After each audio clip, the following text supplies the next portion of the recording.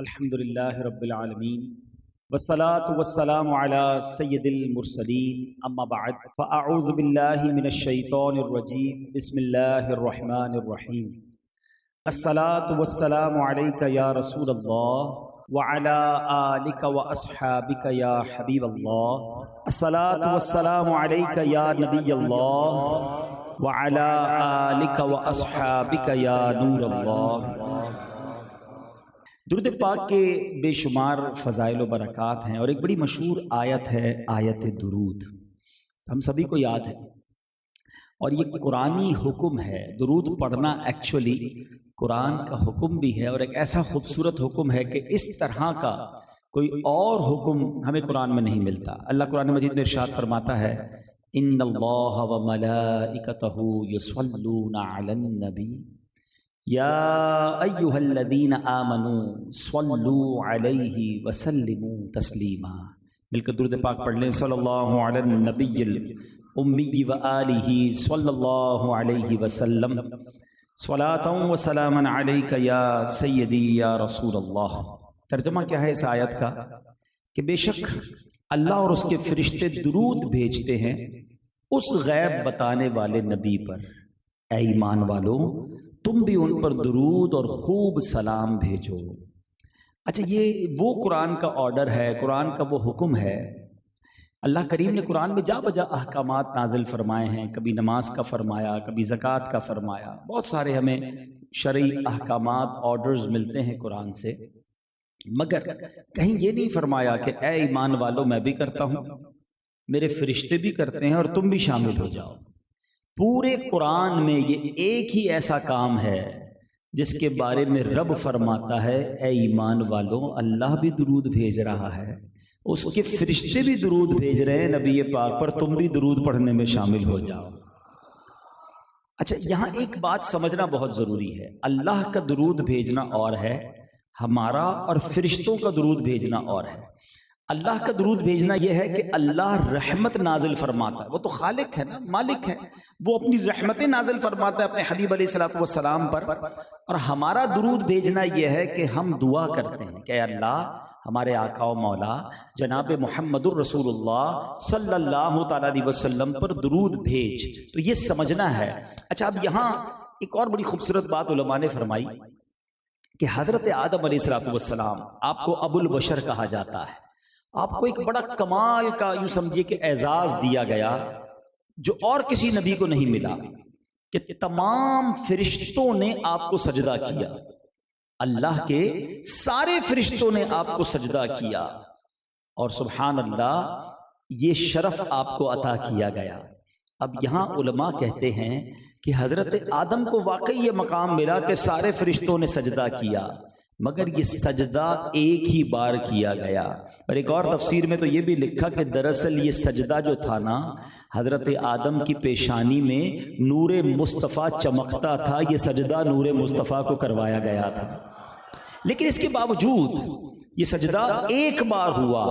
اور میرے آقا کی شان یہ ہے کہ صرف فرشتے نہیں، اللہ بھی نبی پاک پر درود بھیج رہا ہے، اور ایک بار نہیں، یہ نہیں کہا قرآن نے کہ اللہ اور اس کے فرشتوں نے ایک بار درود بھیج دیا اے ایمان والو اب تم درود بھیجو، نہیں، تھوڑی سی عربی گرامر جانتے ہیں وہ جانتے ہیں، یہاں لفظ استعمال ہوا یصلون، اس کا مطلب یہ ہے کنٹینیو، مسلسل ہونے والا کام۔ تو سبحان اللہ، یہ اللہ اور اس کے فرشتے مسلسل درود بھیج رہے ہیں، اللہ مسلسل رحمت نازل فرما رہا ہے۔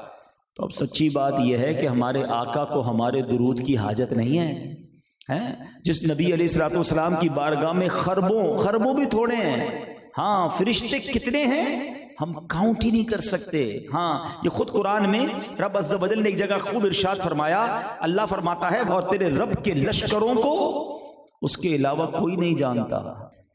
ساری کائنات میں جو سب سے بڑی کوانٹٹی میں اگر کوئی مخلوق ہے نا تو وہ فرشتے ہیں۔ میں نے پہلے بھی کئی بیانات میں یہ ایک کیلکولیشن بیان کی ہے، آج پھر بیان کرتا ہوں تاکہ ایمان تازہ ہو اور اندازہ ہو کہ میرے آقا پر ہر لمحے ہر آن کتنے درود بھیجے جا رہے ہیں۔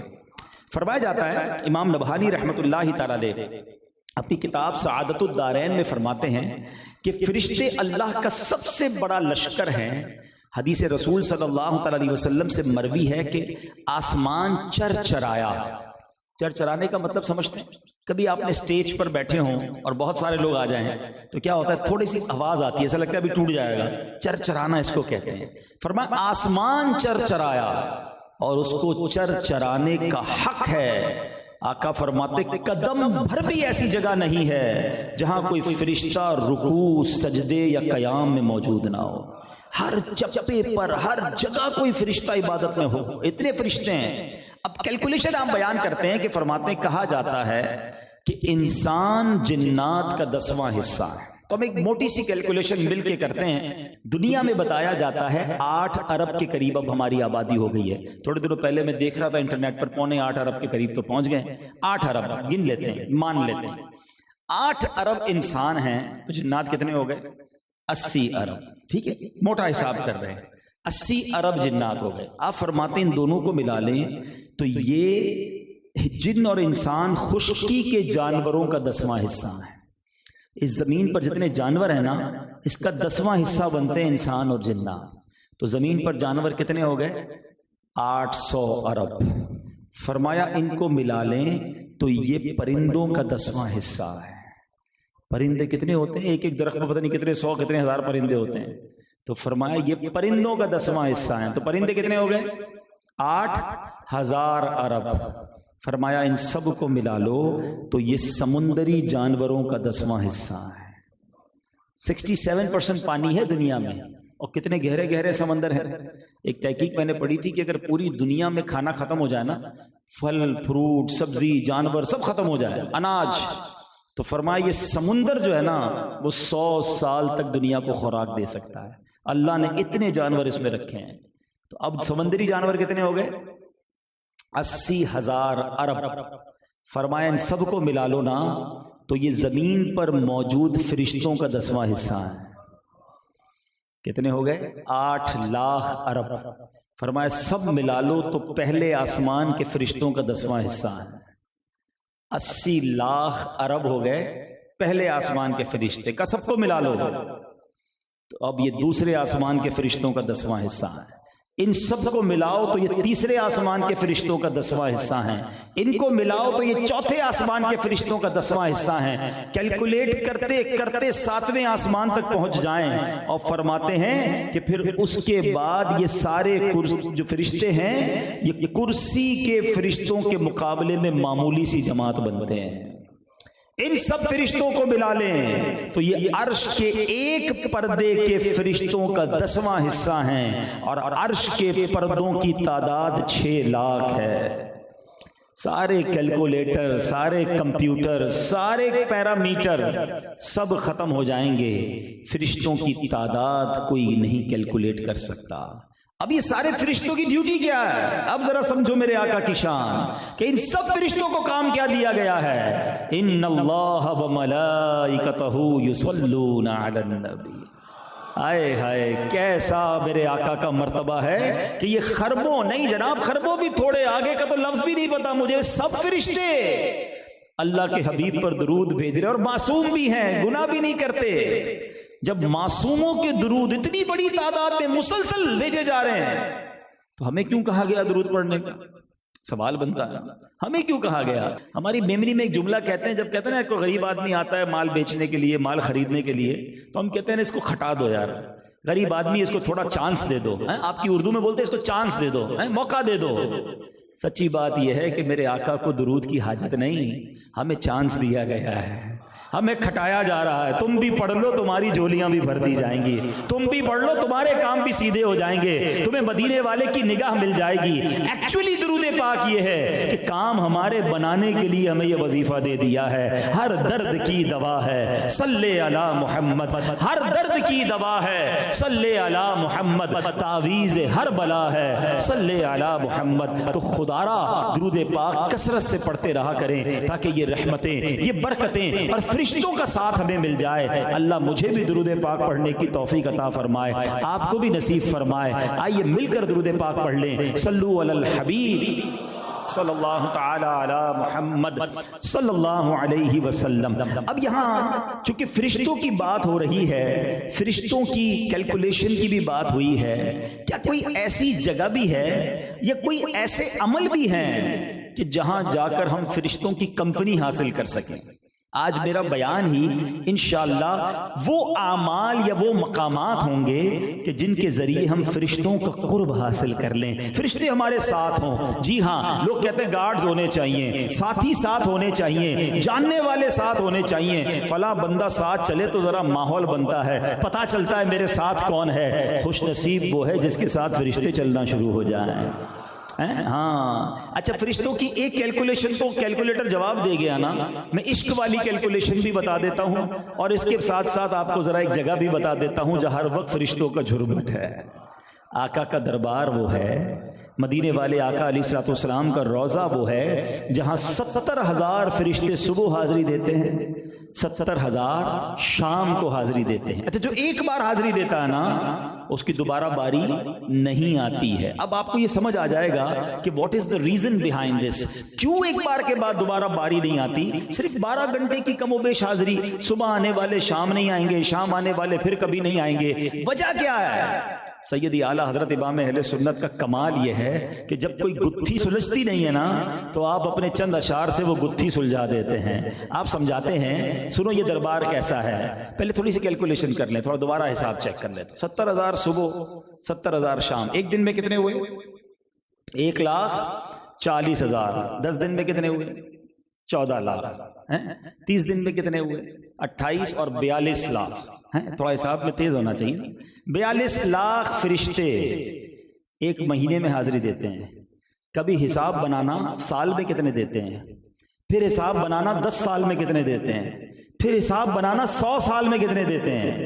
1450 سال ہو گئے میرے آقا کو مزار شریف میں گئے ہوئے، ہر روز 1,40,000 فرشتے حاضری دے رہے ہیں، اور کوئی بھی ایسا نہیں جس کی ڈبل باری آئی ہو، اور آنی بھی نہیں ہے۔ قیامت تک یہ سلسلہ رہے گا۔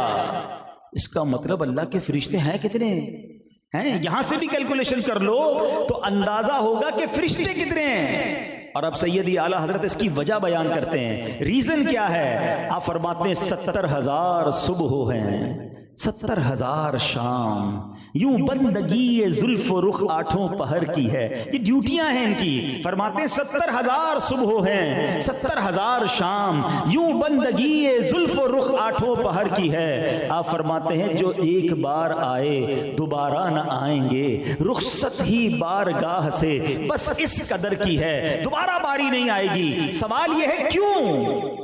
فرماتے ہیں یہ بدلیاں نہ ہوں تو کروڑوں کی آس جائے۔ کہتے ہیں اگر یہ باریاں نہ لگائی جاتی نا تو کروڑوں بچ جاتے، وہ بھی تو آقا کے غلام ہیں۔ ارے آقا کا دربار تو سب کے لیے ہے نا۔ فرماتے ہیں یہ بدلیاں نہ ہوں تو کروڑوں کی آس جائے، اور یہ بارگاہ مرحمت عام تر کی ہے۔ آقا کی بارگاہ تو سب کے لیے ہے نا۔ تو یہاں سے بات بھی سمجھ آ گئی کہ یہ شان ہے میرے آقا کی کہ جن کے دربار پر فرشتوں کی حاضریاں لگتی ہیں۔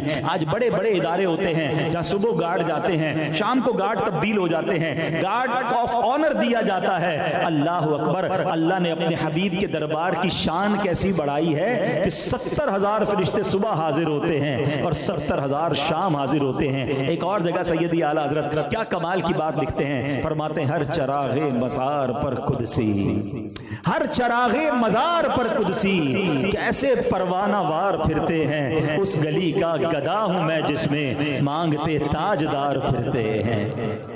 اچھا، صرف دربار مصطفیٰ پر نہیں، مدینے کی گلیوں پر فرشتوں کے پہرے ہیں، مدینے کے دروازے پر فرشتوں کے پہرے ہیں۔ فرمایا مدینے میں دجال داخل نہیں ہو سکے گا۔ اللہ سے دعا کرتے ہیں جلدی جلدی مدینے کی بادب حاضری عطا فرمائے تاکہ ان فرشتوں کے جھرمٹ میں ہمیں بھی جانا نصیب ہو جائے۔ شاعر کہتے ہیں نا، جیسے جی چاہے جہاں میں گھوم پھر، یہ مدینہ ہے یہاں آہستہ چل، بارگاہ ناز میں آہستہ بول۔ یہ وہ جگہ نہیں جہاں چیخ چیخ کے بات کرنی ہے، بارگاہ ناز میں آہستہ بول، قدسیوں کے درمیان آہستہ چل۔ تم فرشتوں کے درمیان ہوتے ہو۔ اندازہ ہے مدینہ کیا ہے؟ اور صرف مدینہ نہیں، سبحان اللہ، مکے کی بھی کیا شان ہے. اللہ مجھے اور آپ کو کعبے کی حاضری بھی عطا فرمائے. بالکل جو حجر اسود ہے، جو رکن یمانی ہے، اس کے درمیان کی جو دیوار ہے نا، اس کو کہتے ہیں مستجاب. ٹھیک ہے، اس دیوار کو اعلیٰ حضرت نے فرمایا کہ یہاں ہر وقت 70,000 فرشتے دعاؤں کی آمین کے لیے موجود ہوتے ہیں. آئے ہے. اور عشق والی بات بتاؤں، جب آپ مستجاب کی طرف رخ کرتے ہیں نا تو کعبے کو بھی رخ ہو جاتا ہے اور مدینے کو بھی رخ ہو جاتا ہے. کعبے کا بھی رخ ہے اور کعبے کے کعبے کا بھی رخ ہے. آج یوں آؤ شہنشاہ کا روضہ دیکھو، کعبہ تو دیکھ چکے اب کعبے کا کعبہ دیکھو. یہ جو مستجاب ہے نا، اس کے پیچھے ہی آپ دیکھیں گے سونے کا پرنالہ ہے. ایکچولی یہ سونے کا پرنالہ بھی کچھ بتاتا ہے. اور اعلیٰ حضرت لکھتے ہیں غور سے سن تو رضا، کعبے سے آتی ہے صدا، میری آنکھوں سے میرے پیارے کا روضہ دیکھو. یہ اشارہ کر رہا ہے کہ میرے آقا ادھر ہیں. تو سبحان اللہ، مکے اور مدینے کی کیا شان ہے. مگر اے پاکستان میں رہنے والوں، کیا کوئی ایسا عمل ہے کہ ادھر بھی فرشتے ہمارے ساتھ ہیں؟ کراچی میں رہ کر بھی فرشتوں کا ساتھ مل جائے. آؤ میں آپ کو 2 بخاری شریف کی حدیثیں سناتا ہوں. بڑی خوبصورت حدیث پاک ہے جس کا مضمون ہے حضرت اسید رضی اللہ تعالیٰ عنہ. حدیث پاک کا خلاصہ ہے، کہتے ہیں قرآن پڑھ رہا تھا، گھر کے باہر ایک گھوڑا بندھا ہوا تھا اور چھوٹا سا میرا بچہ بھی اس کے پاس بیٹھا تھا. جیسے ہی قرآن پڑھنے لگا، سورہ بقرہ کی وہ تلاوت کر رہے تھے، تو گھوڑا اچھلنے لگا. آپ خاموش ہو. جیسے خاموش ہوئے گھوڑا بھی نارمل ہو گیا. آپ نے پھر قرآن کی تلاوت شروع کی. آپ نے دیکھا گھوڑا جب اچھلتا ہے تو ہنہناتا بھی، شور بھی تھوڑا سا مچاتا ہے. وہ پھر اچھلنے لگا. اب پھر خاموش ہو. پھر گھوڑا کام ڈاؤن ہو گیا. 3 بار ایسا ہی ہوا. آپ نے سوچا یہ بچے کو اٹھا لوں، کہیں یہ گھوڑا بچے کو ہی نہ کچل دے. تو کہتے ہیں میں نے قرآن شریف کی تلاوت بند کی اور میں باہر آیا بچے کو اٹھانے. کہتے ہیں جیسی بچے کو اٹھایا نا تو میں نے اوپر دیکھا. جب اوپر دیکھا تو پورے آسمان پر عجیب قسم کے چراغ ہی چراغ ہیں. جھومر جس طرح نہیں کہتے، لائٹنگ. کہتے ہیں میں حیران ہو گیا یہ منظر دیکھ کر. اچھا، صحابہ کرام کا عقیدہ بڑا کمال کا تھا. whenever they saw anything unusual، جب بھی کوئی unusual تھی، اچانک غیر معمولی چیز دیکھتے یا کچھ بھی پوچھنا ہوتا تھا، انہیں پتا ہے آقا سے پوچھیں گے، نبی پاک جواب عطا فرما دیں گے. اللہ نے بڑا علم دیا ہے، اپنے خزانوں سے نوازا ہے. صبح ہوئی حاضر ہوئے، یا رسول اللہ صلی اللہ علیہ وسلم کل بڑا عجیب ماجرا ہوا. تلاوت کرتا تھا گھوڑا اچھلتا تھا، تلاوت بند کرتا گھوڑا خاموش ہو جاتا. جب باہر بچے کو اٹھانے آیا، آسمان دیکھا، عجیب سے چراغ روشن تھے. اللہ کے حبیب فرماتے اے اسید، وہ فرشتے تھے جو تمہاری تلاوت سن کر زمین کی طرف آ رہے تھے. اگر تم تلاوت جاری رکھتے تو وہ فرشتوں کو صبح شہر والے اپنی آنکھوں سے دیکھ لیتے. پتہ کیا چلا؟ تلاوت قرآن مجید یہ وہ عمل ہے کہ آپ کریں تو آپ کے قریب فرشتے آ جائیں گے. آپ گھر میں تلاوت کریں، گھر میں فرشتوں کا نزول ہوگا. آپ اپنی دکان پر تلاوت کریں، انشاءاللہ دکان پر فرشتوں کا نزول ہوگا. مگر آج ہم کتنا تلاوت کرتے ہیں، کتنی دوستی ہے میری اور آپ کی قرآن سے. بہت سارے تو وہ ہیں جنہیں قرآن پڑھنا ہی نہیں آتا. پڑھنا آتا ہے تو پڑھتے نہیں ہیں. سالوں بیت جاتے ہیں، مہینوں بیت جاتے ہیں، قرآن نہیں پڑھتے. قرآن سے تعلق ہے ہمارا بڑا پکا ہے. وہ پتہ کیا ہے، ارے بھائی جلدی ذرا قرآن لے آؤ. کیوں؟ وہ نیا گھر لیا، رکھوانا ہے، اس میں نیا اچھا سا جلدان بھی چاہیے. ارے بھائی جلدی کرو، دکان نہیں کھولی ہے، اس میں قرآن رکھوانا ہے، چومنا ہے اور اس کو رکھوانا ہے. اچھا قرآن خوانی کروانی ہے. کیوں؟ نیا گھر لیا ہے، دکان میں برکت چاہیے. ارے اللہ کے بندو، صرف قرآن اسی لیے رہ گیا ہے برکت کے لیے، پیسے لینے کے لیے، قرآن سے کوئی رزق میں برکت ہو جائے. اچھا پھر افسوس یہ ہے کہ دکان میں پڑھائیں یا گھر میں پڑھائیں. مدرسے کے بچے پڑھیں گے، جس کے گھر میں ہو رہا ہے وہ پھر بھی نہیں پڑھ رہا ہوتا. بچے پڑھ کر برکت پہنچا دیں، مجھے نہیں پڑھنا قرآن. صرف یہی کام ہے قرآن کا. میں کب پڑھوں گا، کب سمجھوں گا، کب انڈرسٹینڈ کروں گا. وہ واقعہ سنا ہوگا آپ نے کہ ایک بوڑھی عورت تھی اور اس کا ایک بیٹا بڑی غریب بھی تھی، بیمار بھی تھی. بڑی دعاؤں سے اپنے بچے کو اس نے جو ہے وہ بیرون ملک بھجوایا کہ بچہ باہر جائے گا، کما کے بھیجے گا، اپنا علاج بھی کراؤں گی، گھر بھی بناؤں گی. بیٹا چلا گیا. تھوڑے دن ہوئے تو بیٹے نے خط بھیجا. بوڑھی ماں بہت خوش ہوئی، میرے بیٹے نے ولایت سے خط بھیجا ہے. آنکھوں سے لگایا، چوما، دراز میں رکھ دیا.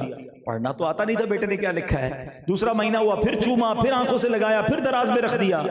بیمار ہوتی گئی، غربت بڑھتی گئی، خط آتے گئے، چوم چوم کے دراز میں رکھتی گئی. آخرکار اس بوڑھی ماں کا انتقال ہو گیا.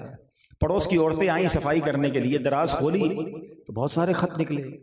جب ان خطوں کو کھولا گیا تو ہر اینولپ میں ہر خط میں ایک منی آرڈر موجود تھا. بیٹا اپنی ماں کو ہر مہینے پیسے بھیج رہا تھا. بوڑھی ماں کو پتہ ہی نہیں تھا بیٹے نے کیا بھیجا ہے, تو چومتی تھی, بس پڑھنا تو آتا نہیں تھا اور دراز میں رکھ دیتی تھی. ہم شاید قرآن کے ساتھ یہی کر رہے ہیں. ہم چوم تو رہے ہیں, آنکھوں سے تو لگا رہے ہیں, ہمیں یہ نہیں پتا رب نے اس پہ خزانے کتنے عطا کیے ہیں, اس پہ نعمتیں کتنی ہیں, اس پہ میسیجز کتنے ہیں, اس میں سیکھنے کے لیے کیا کیا ہے, ہمیں پتہ ہی نہیں ہے, ٹائم ہی نہیں ہے سیکھنے کا. قرآن وہ عمل ہے جس کے ذریعے فرشتوں کا ساتھ حاصل کیا جا سکتا ہے. آپ کی کمپنی میں فرشتے ہوں گے, یعنی آپ کے آس پاس فرشتے ہوں گے اگر آپ قرآن پڑھنے والے بن جائیں گے. ایک اور بخاری شریف کی حدیث, حضرت ابو ہریرہ رضی اللہ تعالیٰ عنہ حدیث کے راوی, اور یہ حدیث کا میں خلاصہ عرض کر رہا ہوں. کہتے رمضان کے دن تھے اور نبی پاک علیہ الصلوۃ والسلام نے جو جمع ہوا تھا مال وغیرہ, زکوٰۃ وغیرہ, اس کی نگہبانی میرے ذمے لگائی تھی. کہتے میں رات اس کی نگہبانی پہ تھا, ایک چور آیا اور چور آ کر اناج اپنے تھیلے میں بھرنے لگا. کہتے میں نے دیکھ لیا, میں نے اسے پکڑ لیا. کیا کر رہے ہو, مسلمانوں کے مال سے مال چلا رہے ہو؟ کہتا حضور معاف کر دیں, بہت غریب ہوں, چھوٹے چھوٹے بچے ہیں, معافی دے دیں, آئندہ نہیں کروں گا, بس چھوڑ دیں مجھے. حضرت ابو ہریرہ کہتے مجھے رحم آیا, میں نے چھوڑ دیا اسے. صبح گیا بارگاہ رسالت میں صلی اللہ تعالیٰ علیہ وسلم. کمال دیکھیں, بخاری کی حدیث ہے, یہاں عقیدہ بھی سیٹ ہو جائے گا.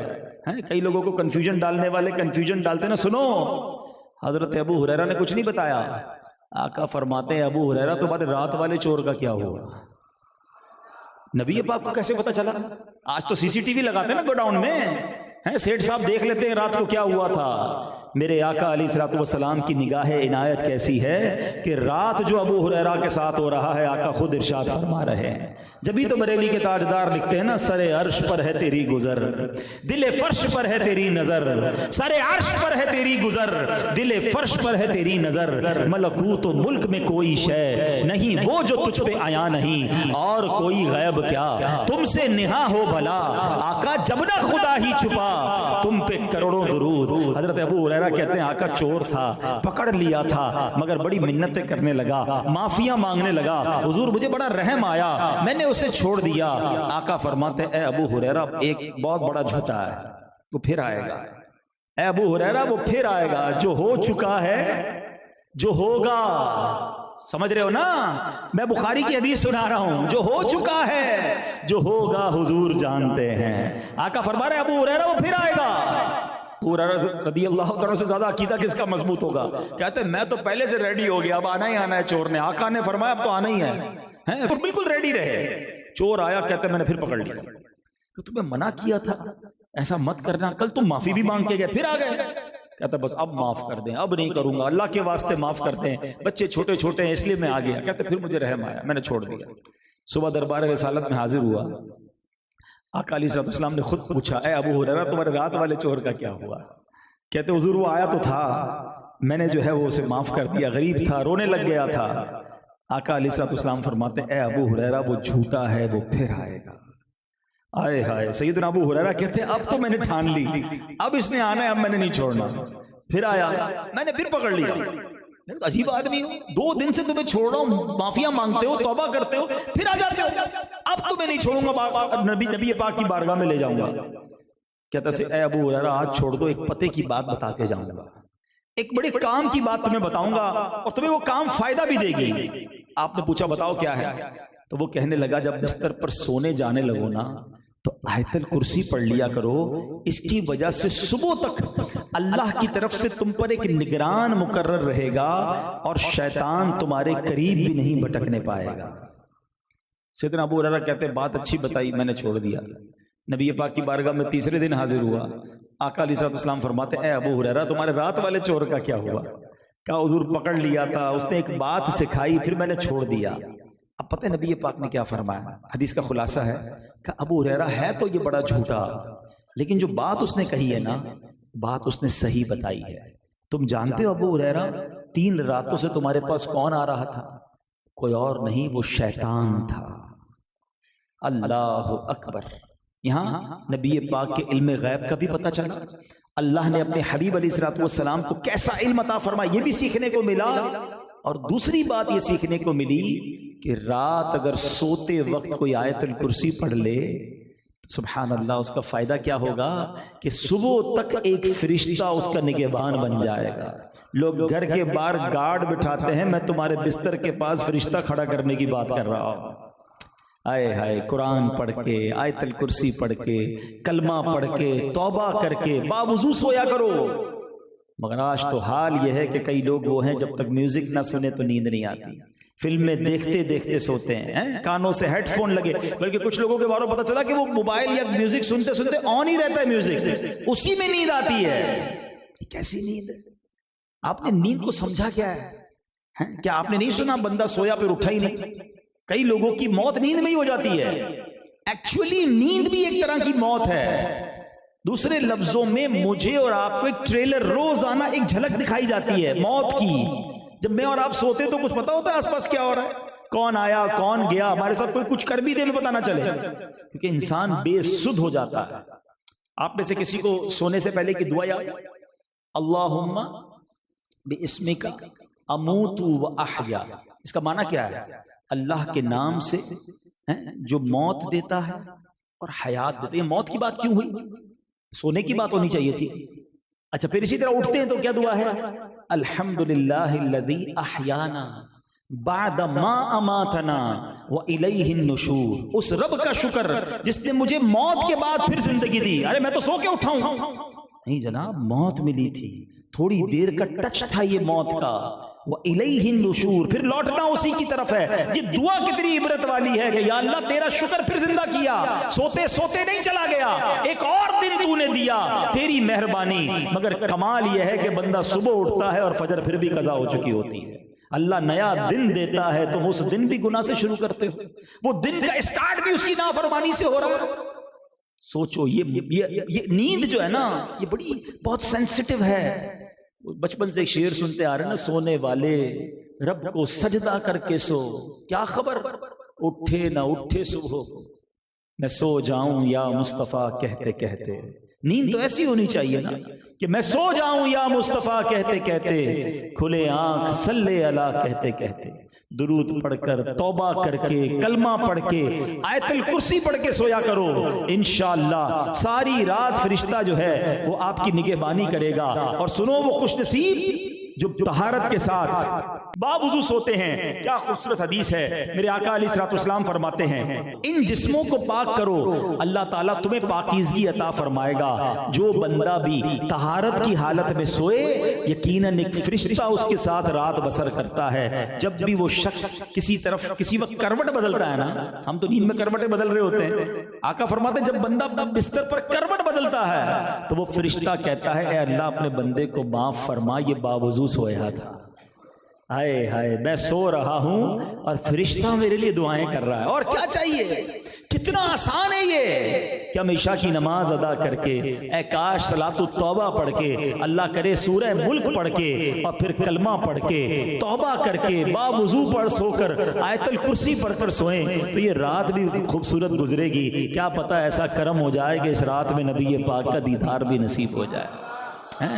اے کاش کبھی ایسا بھی ہو خواب میں میرے، ہوں جس کی غلامی میں وہ آقا نظر آئیں۔ وہ بڑے عمل ہیں جن کے ذریعے فرشتوں کا ساتھ مل سکتا ہے۔ ہر جمعے آئے ہے بڑے بڑے سیمینار میں جو جاتے ہیں، جس کو کہتے ہیں نا بڑی کانفرنس میں جاتے ہیں، تو آپ نے دیکھا ہوگا دروازے پر لوگ بیٹھے ہوتے ہیں، آنے والے کا نام لکھتے ہیں، آپ کہاں سے آئے، اپنا نام بتائیں، تعارف بتائیں۔ یہ پروٹوکول ہوتا ہے بڑے بڑے پروگرامز کا۔ آپ کو پتا ہے ہر جمعے کو جب آپ مسجد میں آتے ہیں تو مسجد کا پروٹوکول کیا ہوتا ہے؟ حدیث کے الفاظ ہیں، فرشتے دروازے پر کھڑے ہوتے ہیں اور ہر آنے والے کا نام لکھتے ہیں۔ آپ کا میرا نام فرشتے لکھتے ہیں۔ اور آپ کو پتا ہے ہر جمعے آپ کتنی بڑی نیکی کما سکتے ہیں؟ اگر میں آج آپ کو کہوں کہ ہر جمعے 2 لاکھ روپے صدقہ کریں، آپ کہیں گے یار 2 لاکھ ہر جمعے، مہینے کے 8 لاکھ روپے ہو گئے، 5 جمعے بھی آتے ہیں کبھی کبھی تو 10 لاکھ ہو گئے، کدھر سے لاؤں بھائی صدقے کے؟ زکوٰۃ بھی نہیں، صدقہ۔ سبحان اللہ، آپ ہر جمعے 2 لاکھ کا ثواب کما سکتے ہیں۔ نبی پاک علیہ الصلوۃ والسلام فرماتے، جس کا مضمون ہے کہ نماز جمعہ کے لیے جو لوگ پہلے آتے ہیں ان کو ایسا ثواب ملتا ہے جیسا اونٹ صدقہ کرنے والے کو ثواب ملتا ہے۔ اللہ کی راہ میں اونٹ صدقہ کرنے کا ثواب. فرمایا جو اس کے بعد آتے ہیں وہ ایسے ہیں جن کو گائے صدقہ کرنے کا ثواب, ان کے بعد آنے والے ایسے ہیں جیسے بکری صدقہ کرنے کا ثواب, پھر آنے والے ایسے جیسے مرغی صدقہ کرنے کا ثواب, اور پھر آنے والے ایسے جیسے انڈا صدقہ کرنے کا ثواب. اور جب امام خطبے کے لیے کھڑا ہو جاتا ہے تو جو فرشتے مسجد کے دروازے پر آنے والوں کے نام لکھ رہے ہوتے ہیں اپنا رجسٹر بند کرتے ہیں اور وہ بھی امام کا خطبہ سننے بیٹھ جاتے ہیں. کتنے لوگ ہیں جو آتے ہی خطبے کے وقت ہیں, خطبے کے بھی بعد آتے ہیں, جلدی گھر سے نہیں نکلتے, حالانکہ جلدی آنے والے کیا زیادہ کام کرتے ہیں, آدھا گھنٹہ 40 منٹ پہلے آ جائیں, امام صاحب کا بیان بھی سننے کو مل گیا اور اونٹ صدقہ کرنے کا ثواب بھی مل گیا.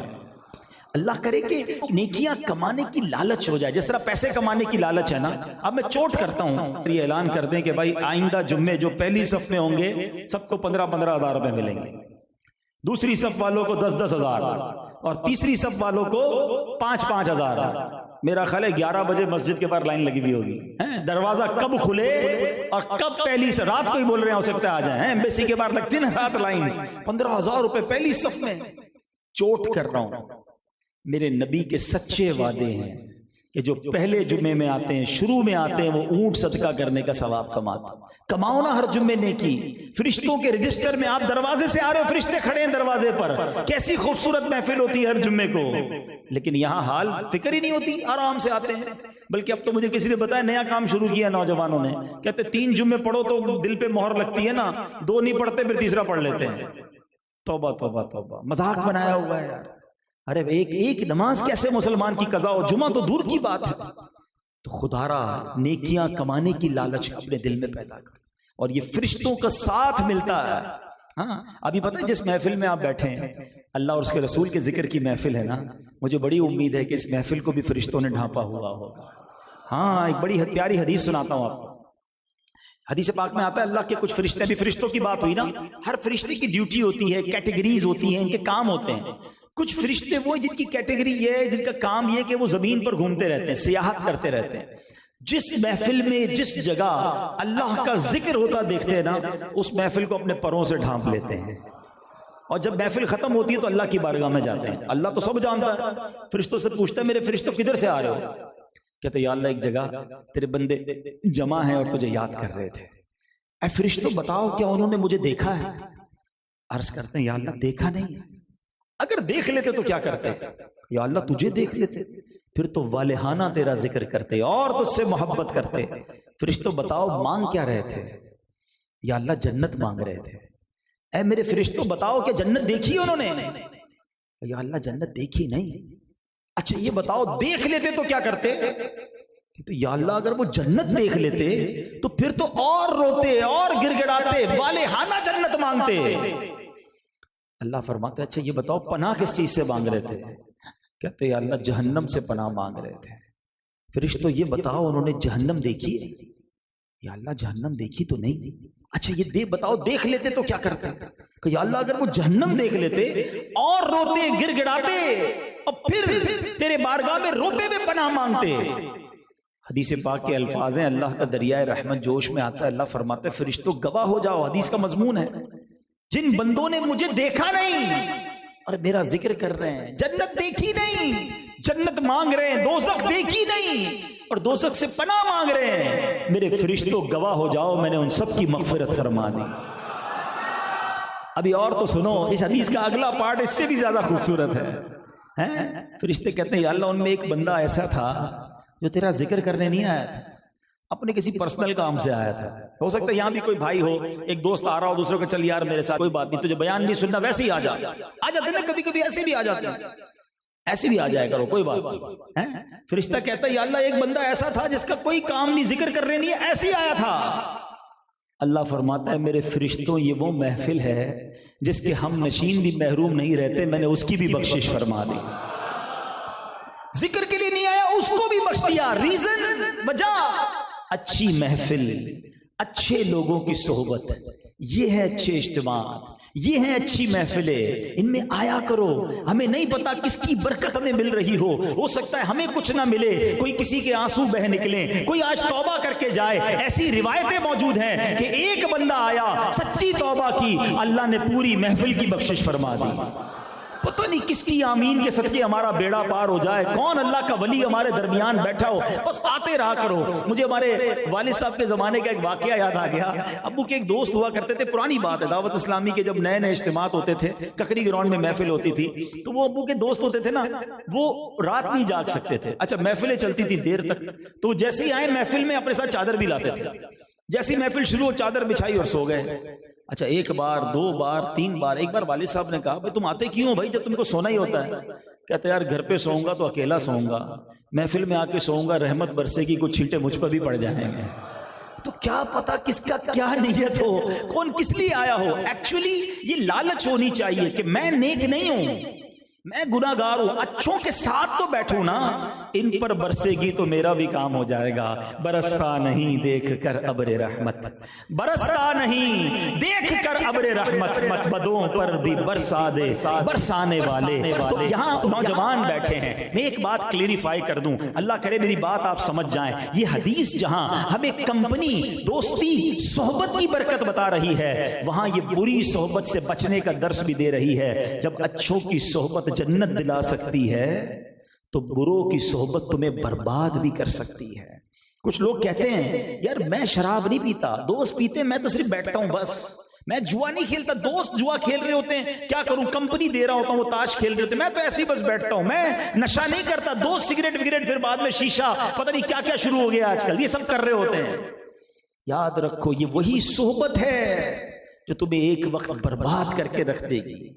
اچھوں کی صحبت، صحبت سالے ترا سالے تنن، اور صحبت تالے ترا تالے تنن، تجھے اچھے کی صحبت اچھا بنائے گی اور برے کی صحبت برا بن۔ کبھی دیکھا آپ نے کسی بلڈنگ میں آگ لگ جائے پہلی منزل پہ اور اوپر والے کہیں یار نیچے لگی ہے نا، ہم تو اوپر بیٹھے ہیں، پوری بلڈنگ خالی ہوتی ہے کہ یار یہ نیچے والی آگ پوری بلڈنگ کو بھی جلا سکتی ہے، تم ادھر بیٹھ رہے ہو جدھر لعنت برس رہی ہے، تم ادھر بیٹھ رہے ہو جدھر رب کا غضب اتر رہا ہے، تم ان کے ساتھ بیٹھ رہے ہو جن سے رب ناراض ہے اور کہتے ہو مجھے کچھ نہیں ہوگا۔ ارے وہ جب غضب ہوگا تو تم بھی مارے جاؤ گے۔ بروں کا ساتھی بھی برا مانا جاتا ہے۔ آج دنیا میں بھی 4-5 دوست مل کر تاش کھیل رہے ہوں، جوا کھیل رہے ہوں، اور ایک ایسے ہی بیٹھا ہو، پولیس آئے گی تو کیا کرے گی؟ سارے اٹھ جائیں گے نا۔ تو ایسا نہ ہو عذاب بھی سب پر ہی آ جائے۔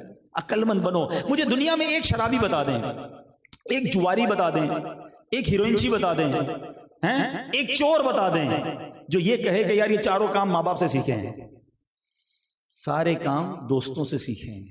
ماں باپ تھوڑی لاتے گھر میں آج بیٹا بڑا اچھا امتحان میں اچھے نمبر آیا ہیروئن پی لے۔ یہ دوست ہی ہوتا ہے جو پہلے سگریٹ پلاتا ہے اور پھر آگے جا کے ہیروئنچی بناتا ہے۔ یہ دوست ہی ہوتا ہے جو تھوڑی بستی مستی میں چوری کرواتا ہے پھر ڈاکو بنواتا ہے۔ یہ تاش کھلاتے کھلاتے جواری بناتا ہے۔ یہ بری صحبت ہی ہوتی ہے جو بندے کو برباد کرتی ہے۔ جو آپ کہتے ہیں مجھے اپنے آپ پر بڑا اعتماد ہے، یہ چھوڑ دو۔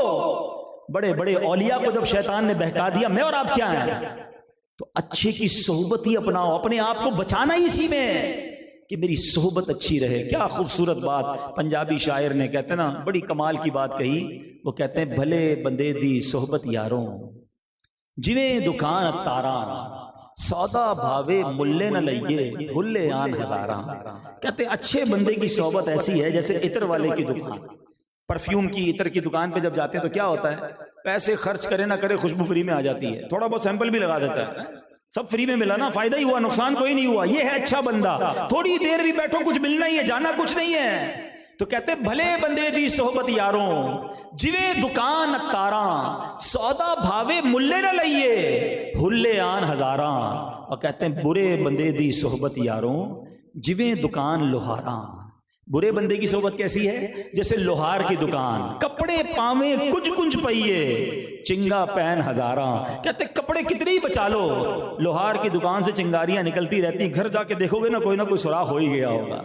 یہ ہے برے کی صحبت، تمہارے دامن کو داغدار کر دے گی، تمہارے کردار کو، تمہارے عقیدے کو۔ اچھا یہ تو نہ گناہ گاروں کی صحبت ہے نا، ایک الگ اور بھی کہانی شروع ہو گئی ہے۔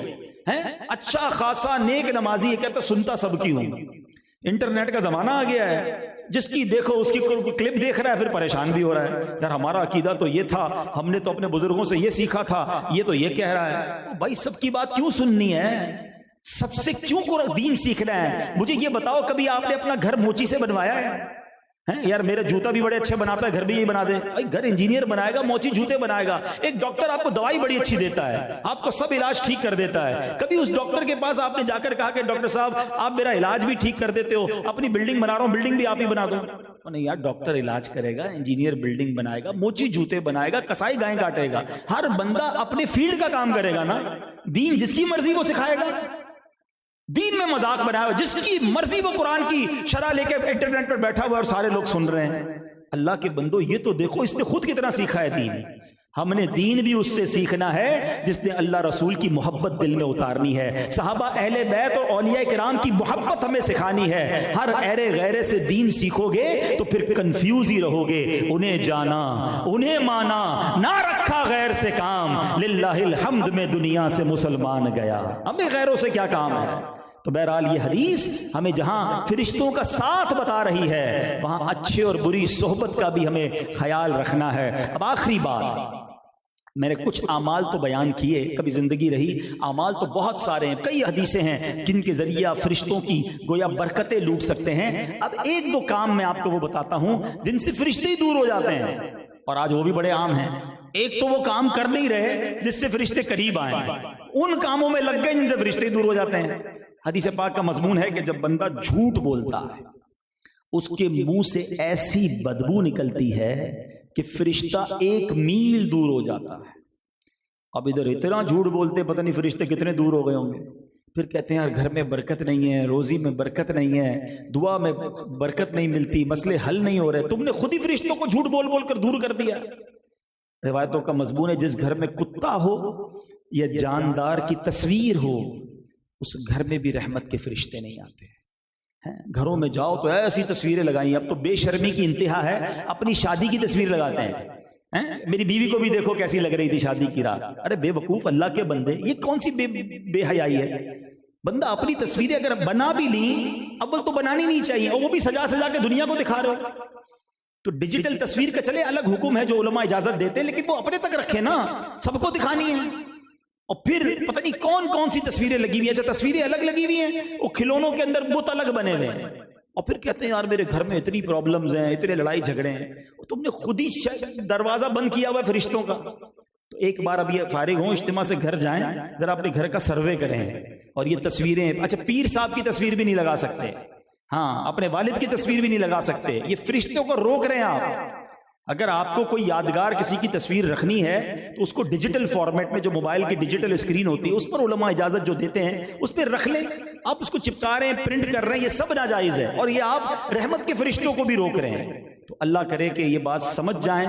تو بہرحال آج کے مختصر بیان میں نے یہ پیغام دینے کی کوشش کی کہ وہ اعمال کریں جن سے فرشتے آپ کے ساتھ ہوں. وہ اعمال کیا ہیں؟ درود پاک پڑھیں، تلاوت قرآن کریں، قرآن سے دوستی کریں، رات کو سونے سے پہلے باوضو سوئیں، آیت الکرسی پڑھ کے سوئیں، اور پھر سب سے اچھی بات اپنی صحبت اچھی کریں، نیک لوگوں کے ساتھ بیٹھیں، ذکر و اذکار کی، اللہ رسول کے ذکر کی محفلوں میں آیا کریں. اور یہ محفلیں دعوت اسلامی کی آپ کو نظر آتی ہیں، ہر جمعرات دعوت اسلامی کا اجتماع ہوتا ہے، اس میں شرکت کریں، مدنی قافلوں میں سفر کریں. انشاءاللہ یہ وہ محفلیں ہیں جس پر فرشتے بھی نازل ہوں گے اور اللہ کی بارگاہ میں جا کر بتائیں گے مولا تیرے بندے بیٹھے ہیں، تجھے یاد کر رہے ہیں، دنیا کا اور قائم نہیں، تیرا اور تیرے حبیب کا ذکر کر رہے ہیں. تو انشاءاللہ بیڑا پار ہو جائے گا. آمین بجاہ النبی الامین صلی اللہ تعالی علیہ وسلم. میرے اعمال کی اصلاح کرم سے